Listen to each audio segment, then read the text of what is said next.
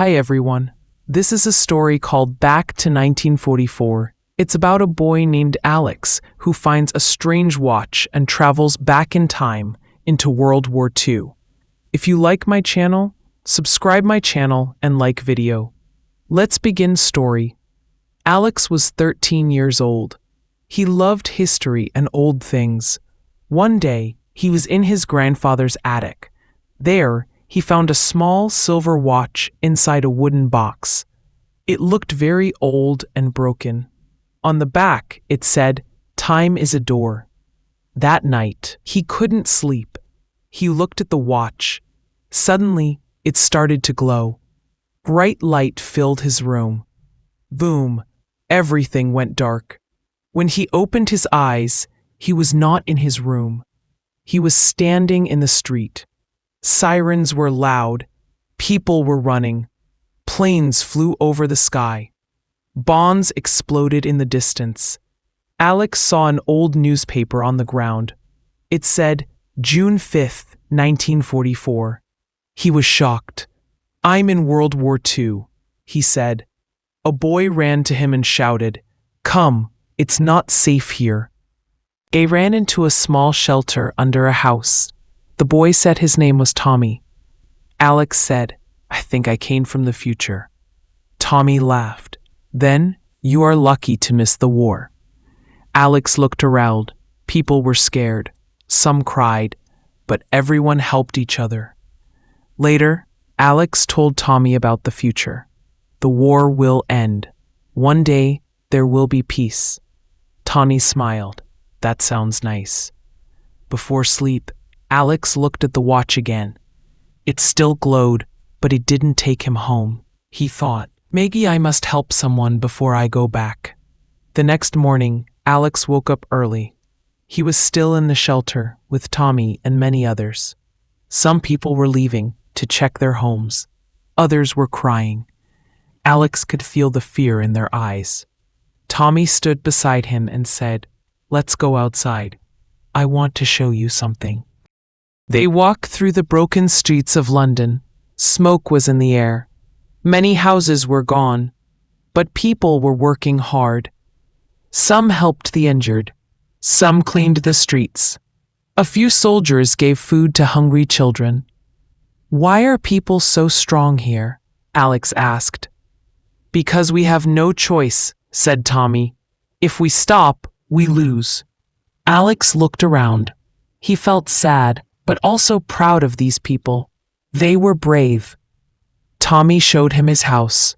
The roof was gone, and the kitchen was destroyed. But his mother smiled when she saw him. "You're safe," she said. "That is all that matters." Alex helped them clean. He carried wood, fixed windows, and gave water to the neighbors. He felt useful. Later that day, they heard bad news. A train was coming with children from another city. But the train would pass near an area full of bombs. It was not safe. Tommy's mother said, "The train must stop. Someone has to warn them." No one wanted to go. The area was too dangerous. But Alex stood up. "I'll do it," he said. "I know where the bombs are. I read about it in school." Everyone looked at him. "How do you know?" someone asked. Alex didn't answer. He just ran. Tommy followed him. Together, they took bicycles and rode fast through the city. Sirens were loud again. Planes were flying low. Alex pointed to a street. "That way," he shouted. "The train will come from there." They reached the tracks and waved their arms. A soldier saw them and stopped the train. "What's wrong?" he asked. Alex explained, "The bridge ahead is not safe. There are bombs nearby." The soldier looked shocked. He checked the map. It was true. "You boys may have saved this train," he said. That night, Alex sat with Tommy under the stars. "Thank you," said Tommy. "You came from the future to help us." Alex smiled. "Maybe that's why I'm here." He looked at the watch. It was glowing again, but he didn't feel ready to leave. Not yet, he thought. There is more I must do. 1 week passed. Alex was still in 1944. Every day, he helped people in the city. He carried food, helped in shelters, and visited children who had lost their homes. Everyone liked him, but no one knew he was from the future, except Tommy. Tommy and Alex had become best friends. They told each other everything. They laughed together, played together, and helped others like a team. But inside, Alex knew he could not stay forever. One evening, Alex and Tommy walked near the river. The sky was orange, and the city was quiet for once. "Do you miss your home?" Tommy asked. "Yes," said Alex. "I miss my parents. I miss my bed. And I miss not being afraid." Tommy looked down. "I will miss you when you go." Alex nodded. "I don't want to leave you, but maybe the watch will take me back soon." Suddenly, they heard shouting. A little girl was crying on the bridge. Her brother had fallen into the water. "Help! He can't swim!" she screamed. Without thinking, Alex jumped into the river. The water was cold and fast. He reached the boy and pulled him toward the side. Tommy helped pull them up. The boy was safe. Everyone was cheering. But Alex was tired, very tired. Tommy helped him sit down. "You saved his life," he said. Alex smiled, but then something strange happened. The watch began to glow again, brighter than ever before. It was warm in his pocket. He looked at Tommy. "I think this is it," he said. Tommy's face changed.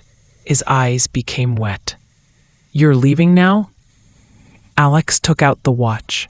Its lights were shining like a star. He stood up and hugged Tommy. "You're the best friend I've ever had," said Alex. "I'll never forget you." Tommy gave him a small notebook. "Write everything in here, so you remember." Alex nodded. He looked around, at the city, the people, the sky, one last time. Then, light filled the air. The sound of the river disappeared. The city faded. And Alex was gone. Alex opened his eyes. He was in his room. The bed, the books, the clock, everything was the same. But the watch was no longer in his pocket. Only the notebook was there. Inside were notes, drawings, and a letter from Tommy. "Thank you, my friend. You changed my world."